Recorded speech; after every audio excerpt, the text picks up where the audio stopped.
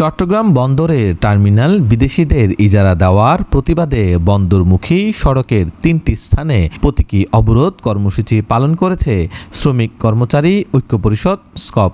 কর্মসূচিতে পরিবহন শ্রমিকদের বেশ কয়েকটি সংগঠন ও বাম গণতান্ত্রিক জোটের নেতাকর্মীরাও সমর্থন জানায়।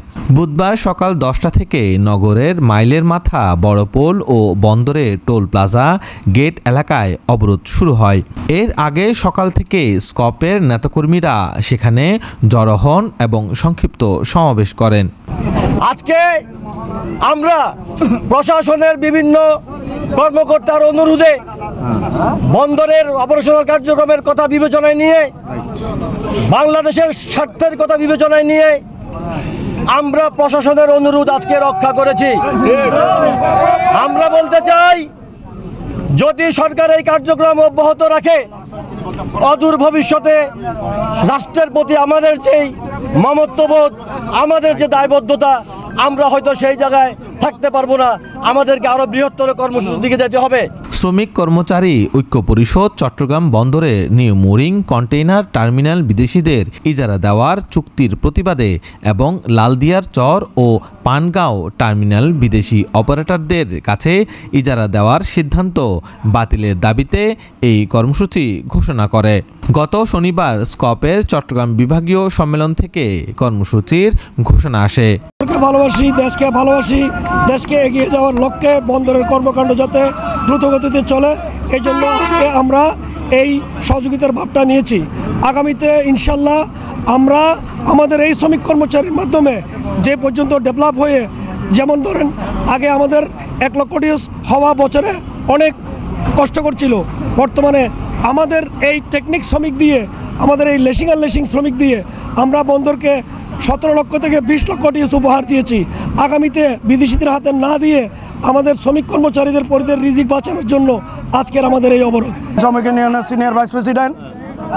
বন্দর একটি গুরুত্বপূর্ণ জায়গা, এটা আমাদের বাংলাদেশের স্বর্ণদ্বার, যেখান থেকে 90% রাজস্ব আর্নিং হচ্ছে।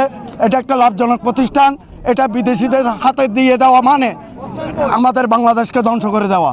সুতরাং বন্দরে এমন দক্ষ কর্মচারী, শ্রমিক কর্মচারী রয়েছে যাদেরকে দিয়ে বিদেশি বন্দর চালাচ্ছে। আমাদের লেসিংয়ের প্রায় 40 জন মতো দুবাই পোর্ট চালাচ্ছে। 40 জন ওয়ার্কার চিটাং বন্দর থেকে নিয়ে গেছে। এরকম দক্ষ ওয়ার্কার থাকা সত্ত্বেও কেন ষড়যন্ত্রকারীরা বন্দরকে বিদেশিদের হাতে তুলে দেবে, এটা আমাদের বোধগম্য না। সমাবেশে শ্রমিক নেতারা জানান, এনসিটি একটি লাভজনক টার্মিনাল, অথচ সরকার এটি বিদেশিদের ইজারা দিতে তড়িঘড়ি করছে।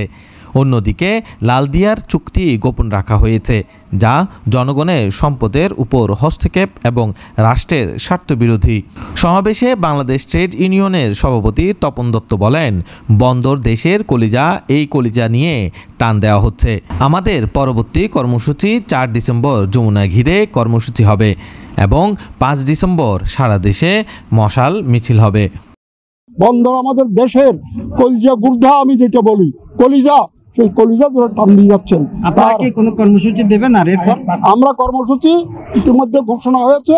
5 তারিখ কেন্দ্রীয় স্কপ সহ বামফ্রন্ট সহ মশাল মিছিল, 4 তারিখ বলছি 4 তারিখ যমুনা ঘেরাও করবে, 5 তারিখ মশাল মিছিল, সারা দেশে বিক্ষোভ মিছিল, সেইটা অনুসরণ করে আগামী 5 তারিখ মশাল বিক্ষোভ মিছিল হবে।